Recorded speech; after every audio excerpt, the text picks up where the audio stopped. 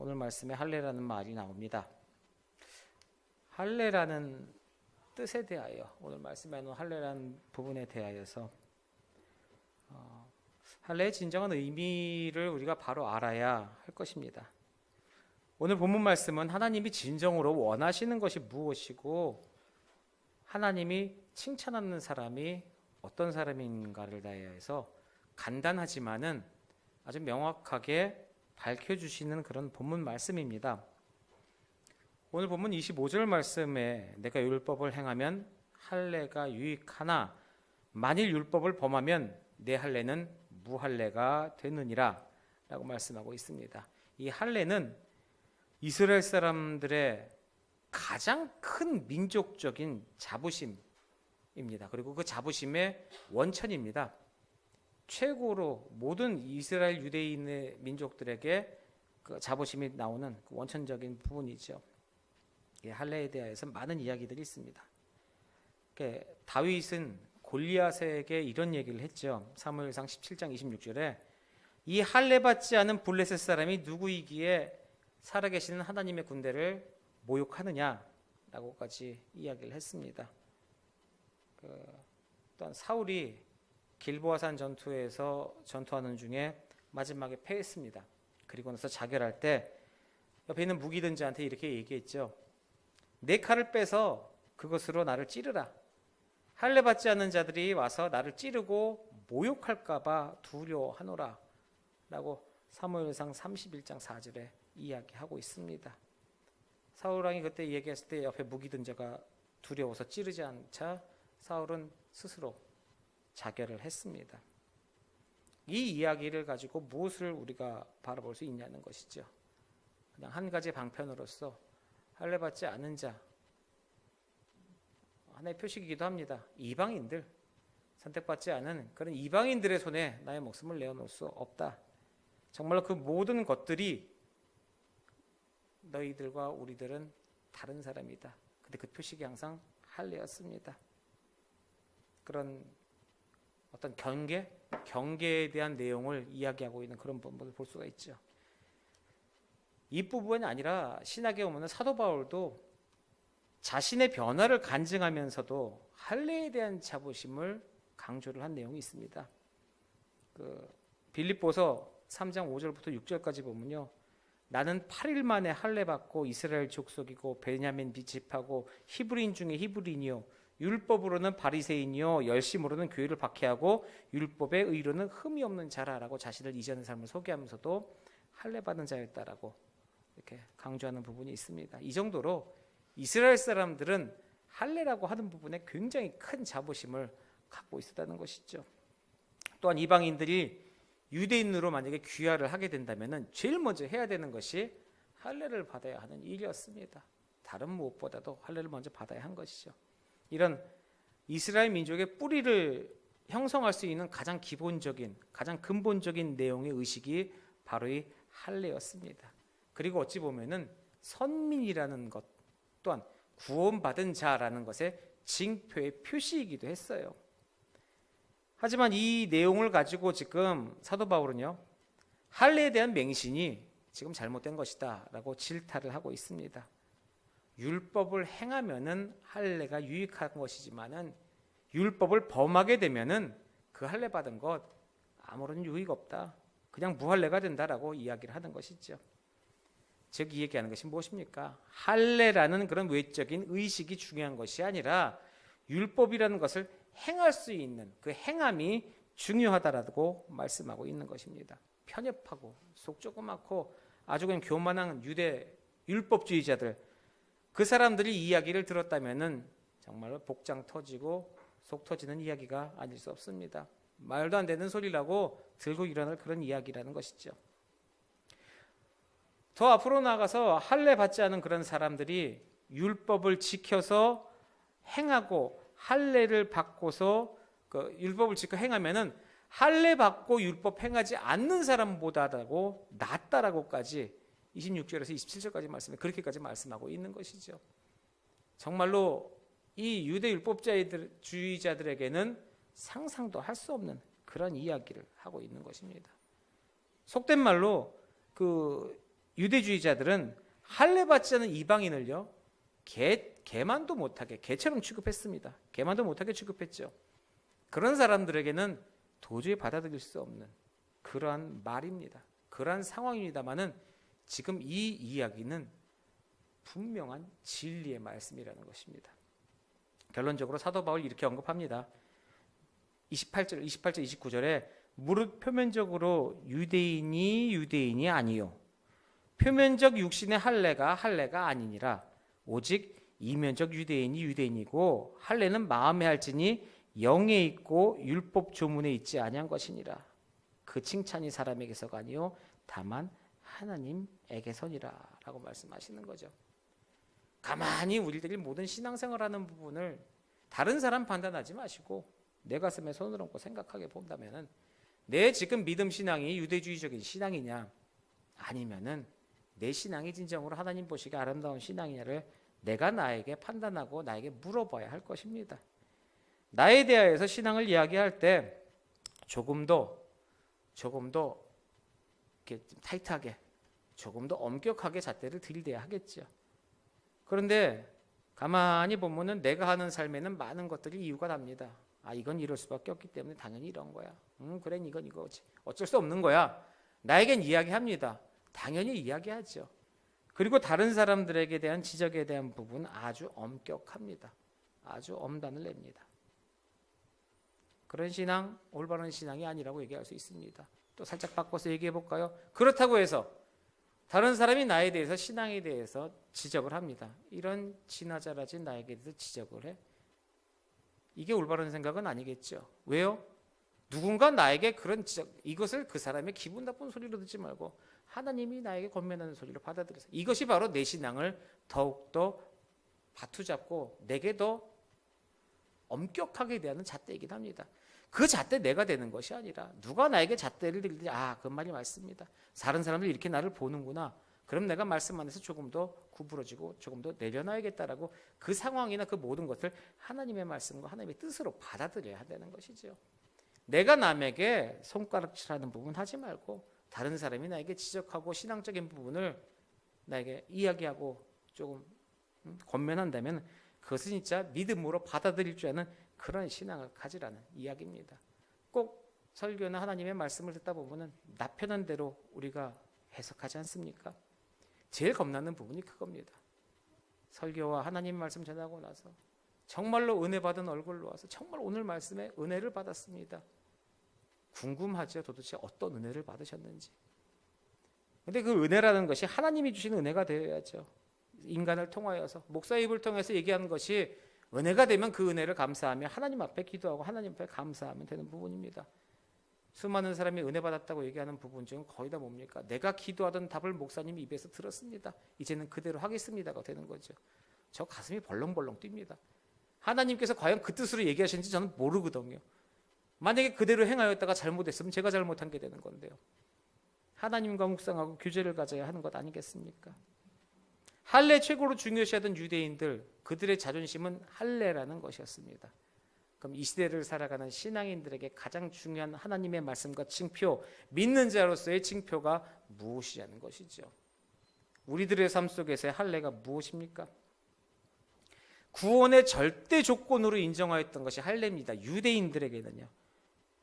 어찌 보면은 그들에게는 가장 근본적인 그들의 자존심이죠. 그런데 보세요. 할례가 자존심이 되는 것은 아니지 않습니까? 하나님의 말씀과 하나님의 뜻이 자존심이 되어야 하는데 그것을 가는 징표적인 부분을 우리가 붙들고 매달려 있는 것입니다. 혹여나 이런 삶이 우리 인생에 들어올까 봐 우리 예장 합동 측에서는 십자가를 걸지 않습니다. 십자가를 부인하는 것이 아닙니다.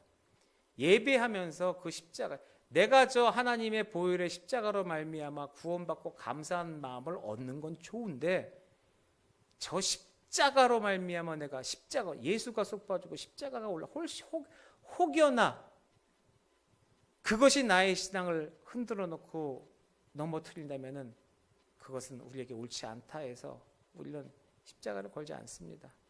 우상화될까 봐. 그런 믿음으로 살아가는 믿음이라면은 내 마음속에 할례라는 징표가 아닌 내 마음속에 구원의 징표가 무엇이 있냐는 거죠. 내가 어찌 하나님의 자녀라는 것을 마음속에 징표로서 내세울 수 있겠습니까? 할례가 아닌데. 그것을 만약에 사도 바울 같은 사람이 나와서 여러분의 그 기존 근간을 흔든다면 어찌 감당을 하시겠냐는 거죠.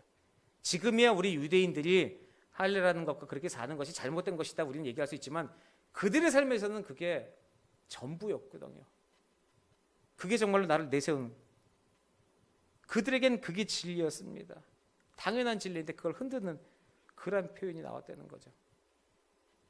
깨닫는 방법은 하나밖에 없습니다. 내가 사는 방법이 하나님께 합당한 방법이지 정확하게 하나님 앞에 내세우고 그것을 내어놓고 엎드려서 하나님 앞에 심판받아야 한다는 거예요. 이것이 진짜 내 욕심인지 하나님의 뜻인지 말이죠. 말은 쉽습니다. 표면의 것보다, 표면에서 보이는 것보다 이면의 깊은 곳에서의 내용이 중요하고 그것의 믿음이 중요한, 말로는 누가 못합니까? 다 알고 있지 않습니까? 겉으로 보여지는 것보다 우리 안에서의 모든 것을 잘해야 됩니다. 모두가 다 압니다. 그런데 막상 딱 접하든지 그 상황에 있으면 왜 우리가 그것을 행하지 못하는지에 대하여서 우리 자신을 자꾸 질책을 해야 된다는 거죠. 외적인 할례보다 마음의 할례가 중요하다라고 사도 바울이 이야기하지 않습니까? 선언합니다. 뭐 유대인들에겐 받아들이기 힘든 이야기지만은 그래도 결론적으로 듣고 맞다. 겉으로 보여지는 것보다 겉으로 보여지는 것도 중요하죠. 하지만 내면의 것들 다 다듬은 다음에 그 내면으로 말미암아 나오는 그런 아름다운 모습 역시 그래야 돼요. 예수 믿는 사람 겉으로 변화되는 게 아니라 우리가 예수를 정말 구주로 영접하고 그 하나님의 은혜를 알게 되면은 그 은혜 알게 되는 사람이 어찌 세상에서 악한 행동을 할 수 있겠습니까? 라고 얘기하지만 현실이 그렇습니까? 분명히 예수 믿어요. 그리고 압니다. 예수님이 나의 구주이시고 하나님이 나의 주이시 아는데도 우리는 세상에서 넘어지고 된밭에 구르고 자꾸 자빠지고 하지 않냐는 거죠. 형식적인 신앙이 아닌 참된 신앙으로 가는 것에 가는 것이 얼마만큼 어려운지 우리에게 이야기해 주고 있는 것입니다. 그렇다고 참된 신앙이 아닌 자는 다 하나님의 자녀가 아니다가 아니라 우리가 항상 그 앞에 깨어지고 넘어지고 회개하고 매일매일 단련해서 나가도 부족하다라고 말씀하고 있는 겁니다. 우리는 죄인이죠. 우린 부족한 사람들이고 우린 욕심덩어리고 신앙에서도 믿음으로써 신앙의 공동체라고 얘기하면서도 우리 교회 모임에서도 너 기껏해야 믿어봐야 이제 1년 된 놈이 뭘 알겠다고 내가 신앙생활 난 30년인데 이런 생각 속에 없냐 이거죠. 인간이 이게 다 있습니다. 하지만 그것을 눌러서 이길 수 있는 부분만 하나님의 은혜라는 부분이고 우리가 당근 이렇게 무지하고 죄성이 많은 사람이라는 것을 주님 앞에 인정하고 그분을 나의 주님으로 모셔야 한다는 것이죠. 할례의 진정한 의미는 그것입니다. 내 징표 하나 가지고도 이게 잘났습니다가 아니라 내가 정말로 어리석은 자입니다. 주님의 은혜 없이는 아무것도 할 수 없습니다. 그러니 주님의 징표, 주님의 마음을 저에게 허락하여 주시옵소서라는 마음으로 엎드려서 나가야 된다는 거죠. 믿는 자, 말씀대로 살려고 노력하는 자가 믿는 자 아니겠습니까? 다 잘나서 1등하는 사람이 아니라 우린 부족합니다. 찬양도 있잖아요. 주여 우린 연약합니다. 우리 하루 또 하루 살아갑니다. 매일 넘어지고 살지만 주님의 한없는 은혜를 바라보고 나갑니다. 예수 그리스도의 십자가의 보혈로 내가 구원의 은혜를 얻었는데 이제 뭐가 부족하겠습니까? 뭐가 힘들겠어요? 앞으로 그러면 주님께서 허락하신 그 아름다운 삶이 나에게 있는데 왜 주님 앞에 내가 부족합니다, 넘어집니다 얘기하면서 주님의 은혜를 구하면서 나가는 왜 그런 찬양을 하면서 살아야겠는 거죠? 그게 누가 시켜서 하는 게 아니라 믿는 자고 하나님의 은혜 받은 자면은 당연히 그런 마음으로 살아갈 수밖에 없다는 것이고 또 그 이야기를 듣고 나서 그 찬양을 듣고 나서 많은 사람들이 그것에 동의하고 나도 맞습니다라고 동조할 수 있는 내용은 믿는 자로서 은혜 받은 자들의 동일한 심정이라는 소리입니다. 사람들은 이면 보지 못하고 주로 표면만 보고 살죠. 그리고 아니라고 얘기하지만은 수많은 사람들의 칭찬도요 대부분 표면을 보고 이루어집니다. 눈에 보여야 칭찬을 할 것 아니에요. 사람들의 시선은 그럴 수밖에 없어요. 안다 하지만은 부모도 자식 속에 들어갔다 나오질 못했으니 자식도 부모만 모르고 부모도 자식만 모릅니다. 그러니 매일 서로 딴소리 해요. 맨날 부모랑 자식이랑 싸우면서 자식들 문 쾅 닫고 나오면서 그러죠. 엄마는 알지도 못하면서. 하지만 엄마 그 말 들으면 서운해요. 내가 왜 너를 알지 못하니? 10달 동안 너를 품고 너를 내뱉으면서 태어나고 하고 널 자라고 키우고 20년 30년 동안 너의 모습을 내가 다 봤는데 내가 왜 너를 모르니? 하면서 서운해 하시지만은 정말로 모르는 거 있거든요. 자식도 마찬가지입니다. 어머니 아버지가 그렇게 나를 하시고 했던 사랑하고 어느 정도 아신다고 얘기할 수 있는 그 마음가짐을 자식들은 인정 못해요. 그 마음을 또 모르니까 내 삶은 또 그게 틀리니까요. 그러고 나서 세대 차이 얘기하는 거예요. 얘기해도 틀려. 맨날 그 옛날 얘기만 하고 뭐만 하고. 그러면 부모님이 옛날 얘기하지 살아온 게 옛날인데 여러분 여기 있는 젊은 여러분도 얼마 많지 않아요. 지금 뭐 얘기해봤지만 20살 넘는 친구들 주일학교 지금 교사하면서 여러분도 중등부 애들이랑 얘기하면서 여러분이 얼마나 많이 사갔다는 것을 느껴가잖아요. 걔네들도 여러분에게 세대 차이 난다고 얘기합니다. 기껏해야 3년 4년 5년이든 이 집에 빨라요. 세상이 돌아가는 게.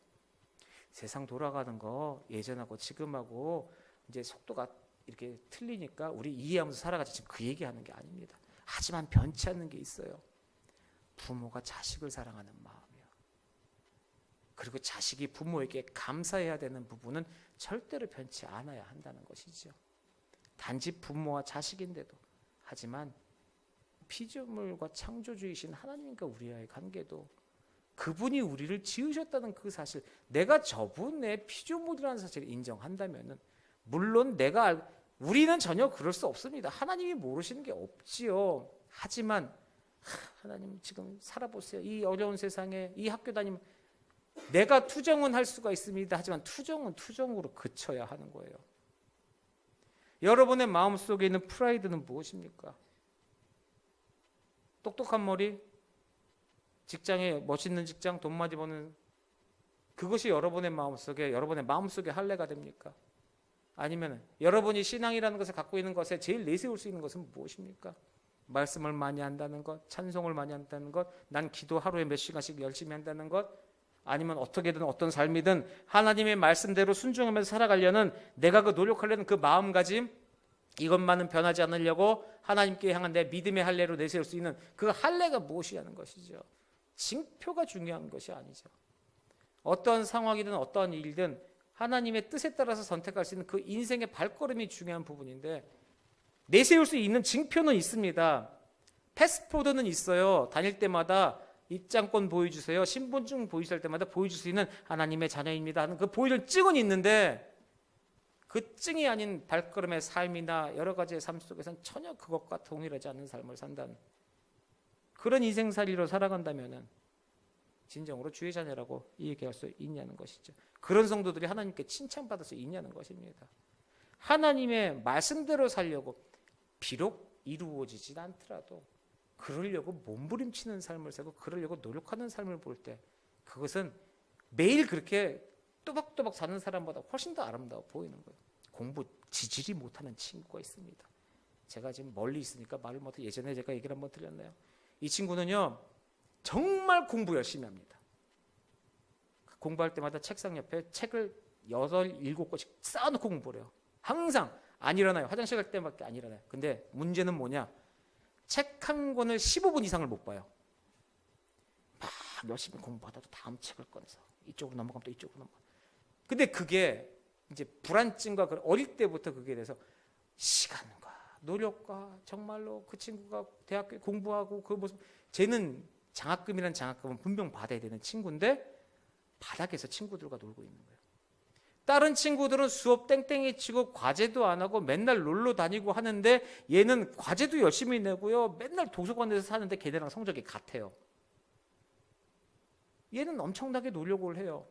정말로 미친 듯이. 그런데 그 방법이나 지 방법대로 열심히 노력은 하는데 아무것도 없어요.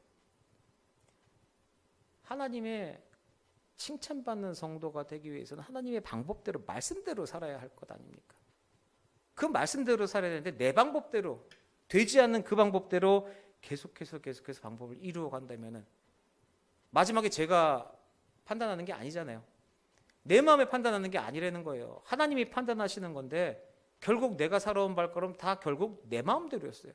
내 하고 싶은 거, 내가 궁금한 거, 내가 하고 싶은 거, 내가 했대는 판단의 기준은 하나님인데요. 진실한 마음으로 하나님의 말씀대로 살아가야죠. 통행증이라고 하나 들고 있는 구원받은 증표, 구원은 받겠죠. 근데 모든 삶이 그거하고 살지 못한 삶을 산다면 그것 또한 골치 아픈 삶이 될 겁니다.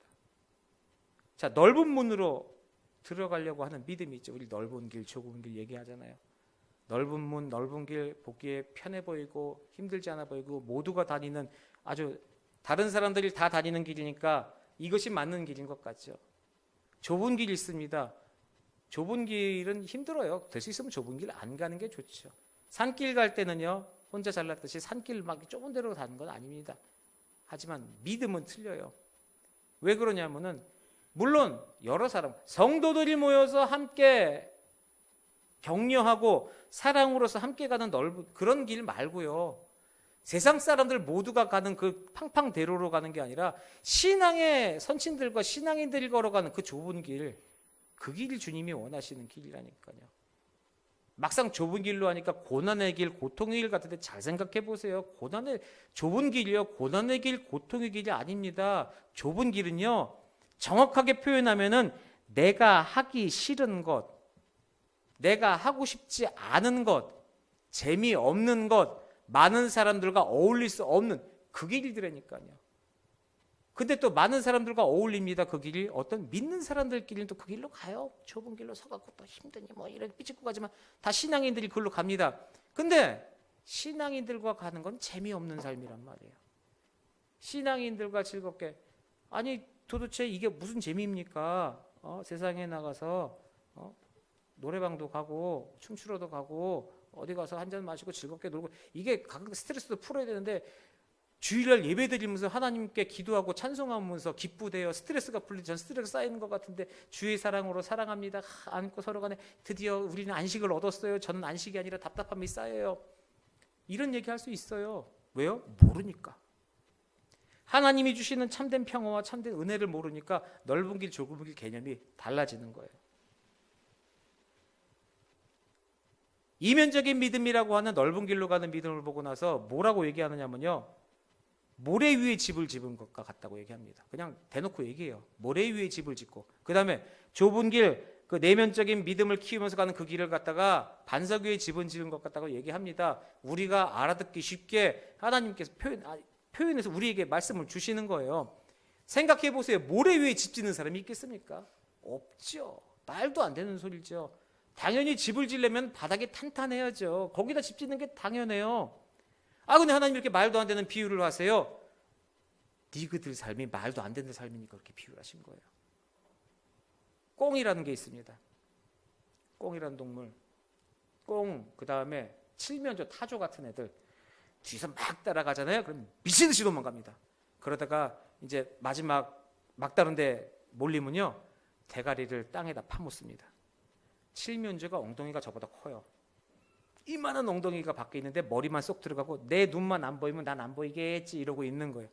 그러고 나는 안전하다고 있습니다. 하나님의 은혜와 하나님의 사랑 안에서 내 판단대로 내 편한 대로 내가 살아가다가 나는 하나님이 안 보여요. 그러니 하나님 나는 안 보이시겠죠. 이런 믿음으로 살아가고 있는 것이 우리라는 거예요. 하나님 뒤에서 이러고 뒤통수 쳐다보고 계세요. 그러면 하나님 저의 이런 편협한 믿음과 이런 것을 제가 이러니까 그러려니 하고 용서하고 넘어가 주셔서 봐주시겠죠? 아니요. 그건 그거고 별개는 별개입니다. 친구 따라 강남 간다는 얘기 들어봤지 않습니까? 친구 따라 강남 간다. 이것도 무리신앙이라고 얘기해요. 꼭 죄 짓는 데는 혼자 안 갑니다. 한 사람이라도 같이 가면 괜찮은 것 같죠. 무리져서 가요. 나쁜 곳 일하는 데는. 그런 무리신앙 말고요. 말씀 따라 비전 따라 움직이는 우리신앙이라는 것이 있습니다. 믿음 가진 우리들이 함께 나가는 그 우리신앙. 아무것도 없는 황량한 곳에 나가서 하나님의 말씀 가지고 그것을 시키신 대로 내가 행한다는 것은 좀처럼 쉬운 신앙 가지고 할 수 있는 일은 아니죠. 그건 계산적으로 되지 않습니다.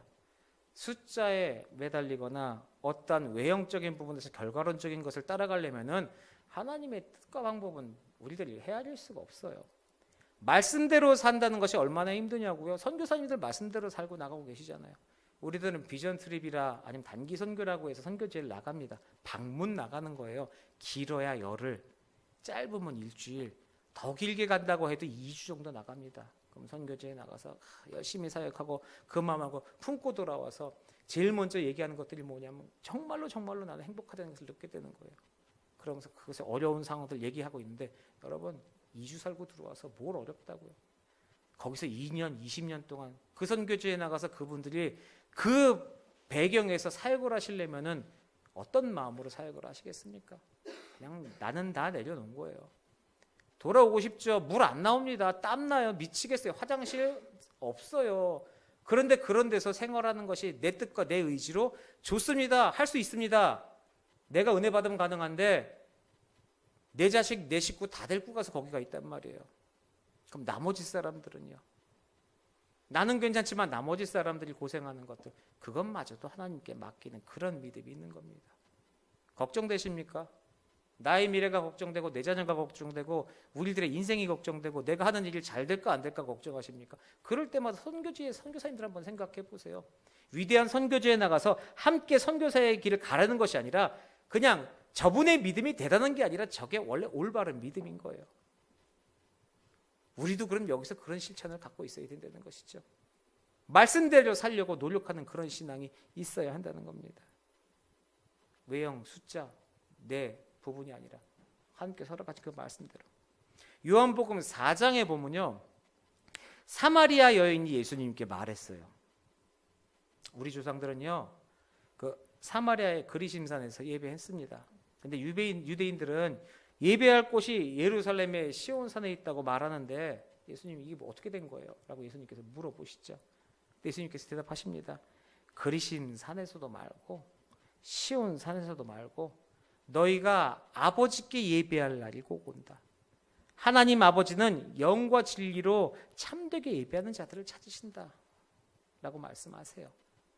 외형적인 장소와 성전이 중요한 것이 아니라 내면의 영성과 내면의 진리를 찾아가며 하나님 앞에 예배하는 자가 중요하다라고 말씀을 하십니다. 물론 외형을 중시하지 말라는 말이 외형을 전혀 다 밀어버리고 무시해도 좋다라는 말이 아닙니다.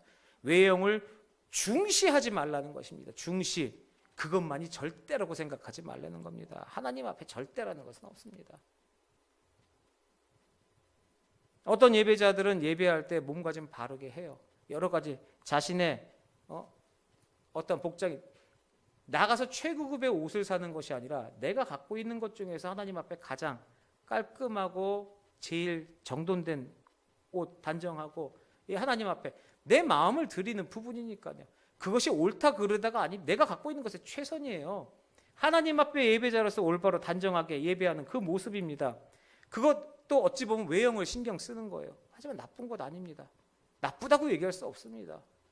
다른 사람한테 강요하는 게 아니라 내가 하나님 앞에 나는 이렇게 하나님께 경건하고 깨끗하게 드리고 싶습니다. 예배하다. 하나님 앞에 경건함으로 나가고 싶습니다. 그런 바른 단정한 몸가짐을 하듯이 예배 태도도 하나님 앞에 온전한 존중한 마음을 드리는 그런 예배로 하나님 앞에 나가야 된다는 것이죠. 그냥 옷만 중요시하고 아니 어떻게 하나님 앞에 예배하는데 정장을 안 입고 올 수 있냐고 반바지 슬리퍼 찍찍 끌고 그거는 내 믿음이 다른 사람에게 손가락질할 부분은 아니에요. 내가 하나님 앞에 올바로 서시면 되는 겁니다. 예배 시간 잘 지키는 것도 어쩌면 외형적이지만 소중한 겁니다. 외형적인 거라고 내가 오고 싶은데 가고 싶은데 왔다 갔다 예배하고 드렸네요 말았네요. 예배합니다. 하나님을 예배하는 행위입니다. 우리가 정해진 시간에 하나님을 예배하기로 했어요. 그러면 처음에 묵도 성령부터 시작해서 마지막 축도까지 그 예배하는 행위 전체예요. 그 시간 잠깐 뒤에 와서 특별한 사정이나 어떤 일이 생겨서 늦는 것은 어쩔 수 없죠. 그 와중에도 내가 안 되는데도 달려와서 예배하겠다는 그 심정 굉장한 심정 하나님께서도 기뻐하시겠죠. 그런데 그 부분에 대해서 내가 경중에 대해서 모르고 예배하는 행위를 잘라서 생각을 한다면 그것도 분명히 문제가 있는 것입니다. 마음의 태도의 문제죠. 주일 내내 하루 종일 하나님을 예배하는 삶을 살겠다. 이건 지금의 우리들의 삶에서 가능하지 않은 얘기지 않습니까? 하지만 가능하지 않더라도 내가 주일만큼은 하나님 앞에 예배하는 마음으로 하나님을 생각하고 기뻐하는 마음으로 살고 또 예배 시간에는 하나님을 예배하겠습니다라는 마음을 갖게 되면은 정말로 원칙적인 얘기는 무엇이냐? 예배 11시부터 예배면요. 예배하는 행위가 우리 11시부터예요. 하나님 예배합니다면 적어도 와서 나도 이렇게 하나님 앞에 준비된 마음으로 예배 준비를 하고 기도하고 이래야죠. 항상 11시 깔끔깔끔 왔다 갔다 헐떡벌떡 기준이 11시 예배라고 11시에 도착해야 한다는 것 자체가 준비가 덜 된 부분이라고 생각을 해요.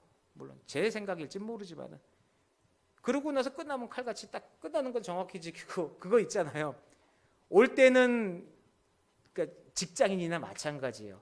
직장인들 출근 시간은 칼같이 늦으면 막 뭐라 그러고 심할수 쓰고 그러잖아요. 뭐 맨날 지각한다고. 근데 왜 퇴근 시간은 안 지켜줘요? 끝나고 나서 일 있으면 잔업이 있으면 해야 되는데 먼저 가려고 그러면 남들 다 일하고 있는데 일어서서 간다고 눈치 준단 말이에요. 그럼 오는 시간도 그렇게 얘기하지 말든지 앞다르고 뒤다르는 생활을 우리가 직장 생활에서 그렇게 하다 보니까 예배도 그런 인상이 드는 거예요. 내 편한 대로 내 중의대로. 그럼 그냥 놓고 그대로 생각해 보자고요. 하나님 앞에 예배드리는 마음은 어찌 아는가? 그럼 그 마음 든 대로 그대로 예배하면 되는 거예요. 가끔 교회 다니시는 분들 모습 보면 직분자들 가운데 오히려 직분 없는 자보다 더 하나님 앞에 올바른 모습 살지 못하는 사람들 훨씬 더 많아요. 더 심하신 분들은 불신앙 있는 사람들보다 더 세상에 지탄을 받는 삶을 사는 사람들이 무척 많습니다. 그것을 손가락질하고 견책하는 것이 아니라 그만큼 사람들은 연약합니다. 우리가 연약하기 때문에 그만큼 넘어지면서 살아가는 거예요. 하지만 매일 쓰러지고 주님 매일 넘어지지만은 말씀 중심대로 제가 살려고 하는 그런 믿음이 있습니다. 그런 노력이 있습니다. 하나님 부족해서 넘어지지만은 하나님 말씀대로 살고 싶은데 마음에 뜨거운 열정이 있습니다. 그런 마음으로 내가 하나님 앞에 나아가서 살아간다면은 그것이 정말로 복된 삶이고 복된 예배자의 삶일 겁니다. 한국 교회들 많이 커졌죠. 세계 교회들도 많이 커졌어요. 대형화돼 있고 교인 수 많아지고 건물도 커지고 대형화 교회 많고 성도 수는 계속 늘어나는데 왜 예전보다 신앙인들의 모습은 좋은 영향력을 못 미치는 것이죠. 뭐 남의 얘기해서 뭐하지만은 우리가 그 속에 하나 있기 때문에. 그럼 왜 그렇습니까? 하나님을 사랑하는 마음이 그 마음 그대로 세상에 표현이 안 된 것 아니냐는 거죠. 하나님 사랑합니다. 예배합니다. 주일마다 우리가 예배하고 진짜 딱 까놓고 얘기해서요. 주일날 교회에서 대화하는 어투와 대화 방법들 우리 교회 빼놓고 다 모든 교회가 그런 식으로 밖에 나가서 대화하면 싸울 일 있겠냐고요.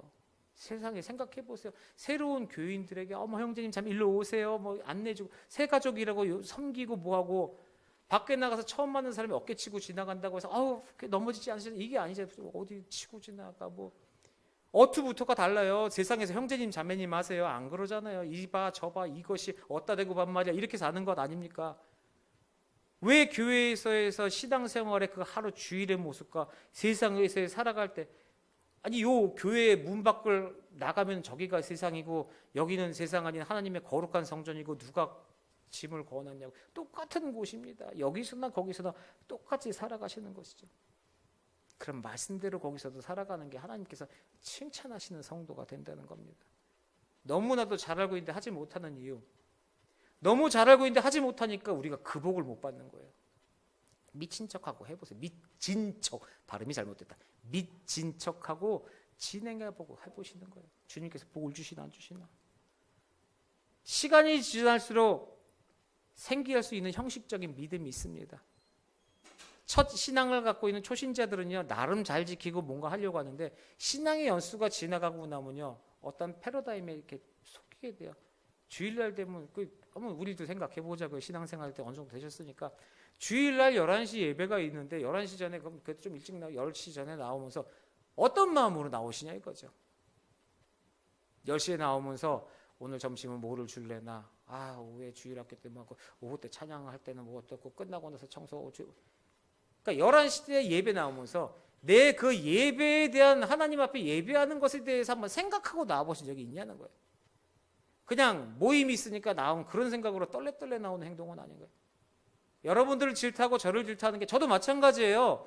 주일날 오전이 돼서 아침에 눈을 딱 뜨면은 오늘 하나님의 말씀을 갖고 선포하고 은혜 받을 성도들의 은혜에 대해서 감사, 물론 그렇게 준비하고 하지만 이게요 5년, 10년, 20년, 30년이 돼서도 내가 나중에 주일 되면 이게 어쩌면 계속 뱅글뱅글 혹시나 그렇게 되지 않을까. 주일이니까 설교 준비한 거 설교하고 설교는 20분에서 30분, 40분 정도 설교했더니 안 되겠더라. 시간 이제 맞춰가면서 딱 칼처럼 시간 맞춰 설교하고 그 다음 순서 진행하고 물 흐르듯이 진행한 다음에 인사하고 교제 끝나고 그게 과연 예배냐 그거죠. 동호회 활동이나 친목 모임이 아닌가 하는. 우리는 예배하러 모이지 않았습니까? 형식적인 믿음으로부터 자신을 지켜야 하는 것입니다. 제가 간단하게 항상 얘기하죠. 식기도 하실 때 어떻게 하시냐고요. 밥 먹기 직전에 고개를 숙이면서 도대체 그때 뭘 얘기를 하냐고요. 하나님의 은혜로 감사해 먹겠습니다. 강건하게 해주시죠. 예수님 이름. 그러니까 내가 이거 입에 들어가니까 나 튼튼하게 해달라고 그거 기도하는 거 아니에요. 정말로 밥 먹기 전에 왜 기도하면 식기도가 뭡니까? 식기도가 하나님의 은혜 없이는 못 하나도 먹을 수 없지만 이때 때 맞춰서 먹을 것 허락해 주시니 하나님 진짜 이 은혜 그게 식기도 아닙니까? 내가 돈 있어서 사 먹는 게 아니라 돈이요 천억, 백억, 1조, 수조 원 있더라도요 하나님께서 싸그리 걷어가 주셔서 풀하다 이슬하나 나오지 않으면 그거 돈 뜯어먹고 사실래요? 그러니 주님의 은혜 감사 그거 기도하는 거예요.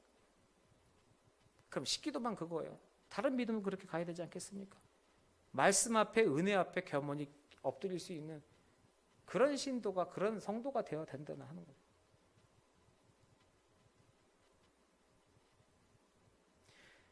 이제는 교회마다 이제 소그룹이나 목장 모임이나 이런 것들이 다 발달을 했습니다. 예전처럼 구역보다는 이제 뭐 셀, 목장, 소그룹 발달하고 제자 훈련 그리고 성경 공부들이 이제 굉장히 많아졌어요.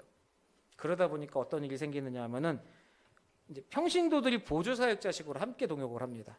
구역장 또는 어떤 셀 리더 아니면은 뭐 무슨 전도회 또 다른 교회에서는 신방도 이렇게 좀 연결해서 함께 보조사역자로 그리고 제자훈련을 하는 돌아가는 타임에 보면은 또 제자훈련 리더를 또 세워서 또 밑으로 해서 이렇게 제자훈련들을 리더로서 이렇게 이뤄가고 있죠. 근데 평신도를 깨워서 평신도의 달란트를 개발해서 이렇게 함께 사역을 하는 것이 굉장히 좋지만 이러다 보니까 부작용이 일어나기 시작했어요. 그 부작용이 뭐냐면은 제자훈련을 통해서 제자의 가르침을 많이 받는데 제자훈련을 가르침을 받아서 내가 예수의 제자가 되어서 이렇게 풍성하게 주님의 제자로 살아가야 되는 게 많은데 제자의 훈련의 가르침을 받아서 내가 선생이 된단 말이에요. 내가 그 가르침을 받아서 다시 가르치려는 선생이 많아졌어요. 하나님의 말씀을 가지고 예수님의 말씀을 가지고 그 예수 그리스도의 제자를 세우는 것이 아니라 내가 누구를 가르치고 내가 어떻게 이끌려는 선생이 많아진 거예요. 어찌 보면은 이 풍성해진 대한민국 교회, 조국 교회에 다시 영적으로 정체기가 온 게 수많은 예수 그리스도의 제자가 나타난 게 아니라 수많은 예수 그리스도 같은 선생이 나타난 게 문제가 아닌가 생각이 들어요. 예수를 따르는 무리가 아니라 선생을 따르는 무리예요. 그 그룹이 돼버려요. 그 사람의 종속적인 어떤 사적인 모임이 돼버리고 신앙이라는 이름 하나 안에 성도들을 전파하고 나가서 전도하는 것엔 관심이 없어요.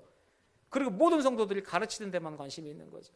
관계를 맺어서 그 관계 속에서 내 제자 만드는 이 사람들을 그러니까 나가서 새로운 사람이 아니라 내 밑에 사람 세워서 제자 만들어 여기만 국한되어 있는 부분이죠. 제자가 돼서 훈련을 시켜서 이 훈련자가 일으키면요 다시 재생산이요 또 제자를 만들어 세우려는 게 멀쩡한 그리스도인들을 훈련시키는 게 아니라 이 사람들 나가서 예수의 제자를 끌고 와서 안 믿는 사람들 제자를 만들려는 사역지로 보내는 그 비전의 사역을 갖고 있는 게 제자 훈련이거든요. 근데 나가서 말씀 전할 생각은 안 하고 계속 여기서 제자만 만들고 있으니까 그게 문제라는 거죠. 자, 가르치는 일에 빠지게 돼서 내가 제자를 만드는 일에만 신경 쓰게 되면 뭐가 됩니까? 내 의의가 쓰죠. 나가서 섬기는 생각이 아니라 누굴 가르치면 대접받고 위에 올라서려고 하는 생각만 높아진다는 거예요. 내가 누군데? 내가 선생인데? 내가 가르친 애들이 몇 명인데? 내 기수가 몇 명 밑에 깔려 있는데? 매번 말씀하는 게 낮은 자를 섬기려면 그 밑으로 들어가야 돼요. 더 숙이면서 들어가서 밑으로 섬겨야 되는데 오히려 더 많은 사람들이 위로 올라가고 있다는 거예요. 가르치는 거 중요합니다. 제대로 가르치는 일 정말 중요하죠. 하지만 잘 들어보세요. 진짜 가르치는 건요, 내 손가락으로 내 지식을 전달해서 이렇게 사는 것이다라고 그 사람들한테 말하고 윽박지르고 다시 반복시키고, 그게 아니라요, 내가 보여주는 겁니다. 저 사람 자기 잘못해 살아요. 이 친구가 잘못 살고 있어. 야, 그렇게 하는 게 아니야. 믿는 사람은 신앙생활 이렇게 하고 이렇게 하고 그러면 예 듣고 있지만 속으로는 지는 그런 생각 들어요. 아무것도 말씀하지 마세요. 내가 보기에 저들이 참 부족하고 왜 저러지 그대로 그냥 아무 얘기하지 않고 뭐하냐, 내가 보여주면 됩니다. 그것도 또 처음에 잘 봐 이렇게 해야 돼 이거 말고요. 그냥 있는 대로 해주고 그 앞에서 나는 그냥 내 삶으로 보여주면 됩니다. 실천하기를 좋아하면 되는 거예요. 그럼 지 마음대로 진짜 망아지처럼 살다가도요, 어느 날 갑자기 그 장면이 눈에 들어온다니까요. 아이고 우리 선생님 이거 아닌가 보네. 어떻게 저러지? 이게 아니구나. 본인이 느끼면 돌아와요. 근데 인간 습성이 누가 옆에서 얘기하면 죽어도 안 듣습니다. 여러분 자녀들 집에서 청소해라. 왜 방에 이불은 안 챙기고 나가니? 먹고 나간 것은 네가 치워라. 먹는 놈 따로 있고 치우는 손 따로 있냐? 계속 혼내도요, 야단 맞은 날 이틀 정도는 괜찮은데 그 다음에 와서 또 난리칩니다. 근데 먹고 나서 정말 난장판 치고 가면요, 그냥 거기 계속 깨끗하게만 치워보세요. 그럼 얘네들은 지잘난 줄 알고 계속 그러는 것 같은데 어느 날부터 치우는 아이들의 모습을 보게 됩니다. 부모가 그렇게 살면 그렇게 따라가는 거죠. 그것처럼 믿음도 마찬가지입니다. 선대의 신앙을 따라서 듣고만 있는 게 아니라 보기도 한다니까요. 눈으로 보고 믿는, 따라가는 신앙이 그게 대단한 거예요. 오늘 본문 간단하게 정말 정리하면 뭐냐면요, 형식주의 버리라는 겁니다. 형식주의적인 삶의 반대가요, 말씀주의, 말씀 중심으로 사는 삶입니다. 형식주의적인 삶은요, 자기 영혼 올가매요. 계속해서 내가 이거 하면 다른 게 걸리거든요. 저거 하다 보면 이게 걸리거든요. 계속해서 그게 걱정이 돼요. 그러다 보면은 계속해서 내 영혼은 피폐해질 수밖에 없습니다. 계속해 불안할 수밖에 없죠. 이거 걱정이 돼서 이거 빼놓고 이쪽에 왔는데, 그러니까 그거예요. 아들내미가 둘이 있는데 그 노부부 얘기 있잖아요. 아들이 둘이 있는데 하나는요 집신장수고 하나는 남학신장수야. 햇빛이 쨍쨍 피면 집신장수는 잘 상대돼. 우리 남학신장수 둘째 아들은 안 되겠네. 다음날 비가 쭉쭉 와요. 우리 남학신장수 잘 되겠는데 집신 파는 놈은 어떡하나? 평생 걱정하면서 살아야 돼요. 이 부부가 행복하려면은 아침엔 비가 왔다가 낮에는 쨍쨍댔다. 이게 계속 이래야지. 울었다 웃었다 계속 그러겠죠. 우리 신앙이 그런 신앙으로 살면 안 되잖아요. 계속해서 왔다 갔다 어떻게 그렇게 살겠습니까? 형식주의적인 삶이 그런 거예요. 내가 주님 앞에 믿음으로서 부여잡고 산다면은 예배가 우선이 돼야 되겠죠. 그 예배가 바로 선 그 안에서 내 안에 예수님이 원하신, 내 안에 주님께서 원하시는 그대로, 그 말씀대로 하나님이 나를 칭찬하시는 그 말씀대로 실천하면서 살아갈 수 있는 그런 노가 되어야 한다는 겁니다. 너무나도 우리가 잘 알고 있는 이야기지만은 계속해서 주님께서 말씀하시는 부분은 그게 이루어지지 않기 때문이겠죠. 그리고 그것이 쉽지 않기 때문이에요. 오늘 그것이 내 가슴 속에 왔다고 해서 내일부터 안 바뀝니다. 바뀔 수 없어요. 하지만 당장은 안 바뀌겠지만은 하나님이 기뻐하시는 삶을 우리를 변화시킬 줄을 하나님께서 그렇게 하실 줄 믿습니다. 예수님은요, 자기를 믿은 그런 유대인들에게 이렇게 말씀하셨어요. 요한복음 8장 31절 32절에 너희가 내 말에 거하면 참으로 내 제자가 되고 진리를 알지니 진리가 너희를 자유케 하리라고 말씀하셨습니다. 너희가 내 안에 거하면 참 제자가 된다고 말씀하신 거예요. 우리가 주님 안에 거해야 됩니다. 그리고 나서 그 안에 그 주님의 진리가 우리를 자유케 하는 거예요. 지금의 우리 삶이 자유롭고 행복한 삶이어서 주님 앞에 그것이 아니라 내가 그 안에 들어가야 된다는 겁니다. 그분의 뜻 안에 들어가고 말씀 안에 들어가고 그분의 환경 안에서 들어가서 모든 것을 의탁할 때 어떠한 우리들 흔드는 세력이 있더라도 요동치지 않은 그 진리 안에서 자유케 된다는 그런 주님의 말씀이 있는 것이죠. 사랑하는 성도 여러분, 또 일주일 동안 우리 살아갑니다. 절대로 세상에 나가서 살아간다는 표현 안 하겠습니다. 왜? 여기나 세상이나 같은 곳입니다. 그냥 오늘 우리 주님의 말씀 듣고 그 느낀 그대로 또 일주일 동안 그 말씀대로 힘입어서 살아가시는 주님 귀한 자녀 되시기를 축원합니다. 그로서 주님께서 주시는 참된 의의 기쁨, 정말로 주의 자녀로서의 느낄 수 있는 그런 복의 복락을 누리면서 행복한 삶, 멋진 삶 사시기를 간절히 축원합니다.